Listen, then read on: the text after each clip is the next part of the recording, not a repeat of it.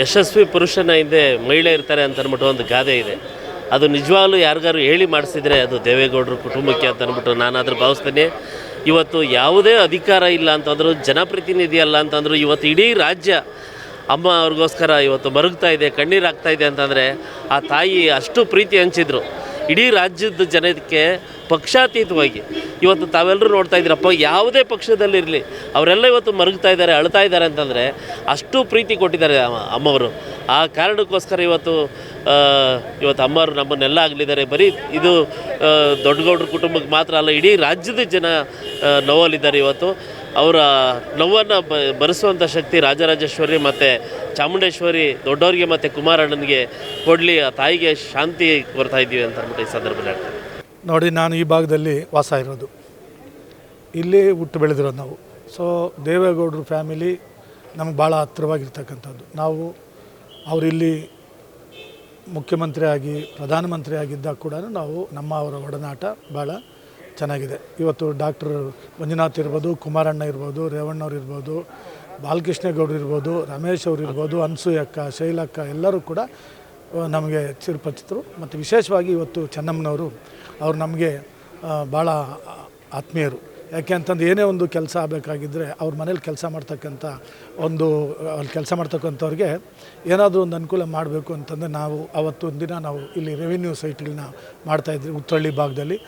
ನನಗೆ ಫೋನ್ ಮಾಡಿ ಅವ್ರು ಅವತ್ತು ದಿನ ನಮ್ಮ ಮನೇಲಿ ಕೆಲಸ ಮಾಡ್ತಕ್ಕಂಥವ್ರಿಗೆ, ಶ್ರೀನಿವಾಸ್ ನೀನು ಲೇಔಟ್ ಮಾಡ್ತಾಯಿದ್ದೆ ಅಂತಪ್ಪ, ಒಂದು ಸೈಟ್ ಕೊಡು ಅಂತ ಕೇಳಿದ್ರು. ಅಂದರೆ ಫ್ರೀ ಅಂತ ಕೇಳಲಿಲ್ಲ, ದುಡ್ಡು ಕೊಡ್ತಾರೆ, ಒಂದು ಸೈಟ್ ಕೊಡು ಅಂತ ಹೇಳಿದ್ರು. ಅಂಥ ಒಂದು ವಿಶ್ವಾಸವನ್ನು ಇಟ್ಕೊಂಡಿದ್ವಿ ನಾವು ಅವ್ರನ್ನ. ಈ ಭಾಗದಲ್ಲಿ ಪ್ರಧಾನಮಂತ್ರಿಯವರು ನಮಗೆ ಚೆನ್ನಮ್ಮನವರು ಭಾಳ ಆತ್ಮೀಯವಾಗಿದ್ದರು. ಅವರು ಇವತ್ತು ಅವರ ಅಗಲಿಕೆ ನಮ್ಮ ಇಡೀ ರಾಜ್ಯಕ್ಕೆ ಅಲ್ಲ, ದೇಶಕ್ಕೆ ಕೂಡ ನೋವನ್ನು ಉಂಟು ಮಾಡುವಂಥದ್ದಾಗಿದೆ. ಇವತ್ತು ಅವರ ಕುಟುಂಬದವರಿಗೆ, ವಿಶೇಷವಾಗಿ ದೇವೇಗೌಡರಿಗೆ ಅವರಿಗೆ ಆ ನೋವನ್ನು ಭರಿಸುವಂಥ ಶಕ್ತಿ ಭಗವಂತ ಕುಟುಂಬದವ್ರಿಗೆಲ್ಲ ಕೊಡಲಿ ಅಂಥೇಳಿ ನಾನು ಭಗವಂತನಲ್ಲಿ ಪ್ರಾರ್ಥನೆ ಮಾಡ್ತೀನಿ. ಒಬ್ಬರು ಮನೆಗೆ ಬಂದರೆ ಒಂದು ಅನ್ನಪೂರ್ಣೇಶ್ವರಿನೇ ಆಗಿದ್ದರು ಅಮ್ಮವರು. ಎಲ್ಲರೂ ಬಾಯಿ ತುಂಬ ಅಮ್ಮನವರು. ಅವ್ರು ಯಾರನ್ನೂ ಸಹ ಅವರು ಊಟ ಇಲ್ದಲೇ ಯಾವುದೂ ಇಲ್ದರೆ ಇದು ಮಾಡ್ತಾರೆ. ಆ ಥರದಲ್ಲಿ ಸತ್ಕಾರ ಮಾಡ್ತಾಯಿದ್ರು. ಒಂದು ಮನೆಯಲ್ಲಿ ಒಬ್ಬರು ತಾಯಿಯವರು ಎಲ್ರಿಗೂ ಹೇಗಿರ್ತಾರೆ ಹಾಗೆ ಎಲ್ರಿಗೂ ತಾಯಿಯಾಗಿದ್ದರು ಅನ್ನೋದೊಂದು ಹೇಳಿಕೆ. ನಾವು ಹೋದಂಥ ನಾನು ವಕೀಲನಾಗಿ ಅವರಲ್ಲಿ ಸಂಬಂಧಿಕರಾಗಿ ಹೇಳೋದು, ಅಮ್ಮ ಅಂದರೆ ಅದೊಂದು ದೈವ ಶಕ್ತಿ ಥರನೇ ಇದ್ದರು. ಗೌಡರಿಗೆಲ್ಲ ಎಲ್ರಿಗೂ ಆಶೀರ್ವಾದ, ಅಮ್ಮನ ಆಶೀರ್ವಾದ ಎಂದೂ ಇರುತ್ತೆ. ಅಮ್ಮಂಗೆ ಶಾಂತಿ ಕೊಡಲಿ ಅಂತ ಆಶಿಸ್ತೀನಿ. ಇವತ್ತೇನು ಕನ್ನಡ ನಾಡಿನಲ್ಲಿ ಒಬ್ಬ ಅನ್ನಪೂರ್ಣೇಶ್ವರಿಯನ್ನು ಕಳ್ಕೊಂಡಿದ್ದೀವಿ. ಇವತ್ತು ನಾಡಿಗೆ ತುಂಬಲಾರದ ನಷ್ಟ. ದೇವರ ಮನೆಯಲ್ಲಿ ಪೂಜೆ ಮಾಡ್ತಿದ್ದಾಗ ಯಾರೇ ಬರಲಿ, ದೇವ್ರ ಮನೆಯಲ್ಲಿದ್ದರೂ ಸಹ ಓಡೋಡು ಬಂದು ಅವ್ರಿಗೆ ಪ್ರಸಾದವನ್ನು ಕೊಟ್ಟು ಆಶೀರ್ವಾದವನ್ನು ಮಾಡಿ ಕಳಿಸ್ತಿದ್ದಂತಹ ಇವತ್ತು ಮಹಾತಾಯಿಯನ್ನು ನಾವೆಲ್ಲ ಕಳ್ಕೊಂಡಿದ್ದೀವಿ. ಇವತ್ತು JDS ಕಾರ್ಯಕರ್ತರು ತಾಯಿಯನ್ನು ಕಳ್ಕೊಂಡು ಅನಾಥರಾಗಿದ್ದಾರೆ ಅಂದರೆ ತಪ್ಪಾಗಲಾರ್ದು.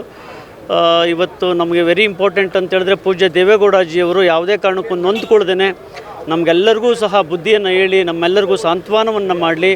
ದೇವೇಗೌಡ ಸಾಹೇಬರು ಶತಾಯುಷಿಯಾಗಿ ಬದುಕಲಿ. ಅಮ್ಮ ದೇವೇಗೌಡರ ಸಾಹೇಬ್ರ ಮತ್ತು ನಮ್ಮ ಕಾರ್ಯಕರ್ತರ ಹೃದಯದಲ್ಲಿ ಸದಾ ಇರ್ತಾರೆ. ಅವರಿಗೆ ರಾಜರಾಜೇಶ್ವರಿ ಎಲ್ಲವನ್ನು ಕೊಟ್ಟು ಕಾಪಾಡಲಿ ಅಂತೇಳಿ ಅಮ್ಮನ ಪಾದಾರಗಳಲ್ಲಿ ನಮಸ್ಕರಿಸಿ ಅವರಿಗೆ ಶಾಂತಿಯನ್ನು ಕೋರ್ತೇನೆ. ನಮಸ್ಕಾರ.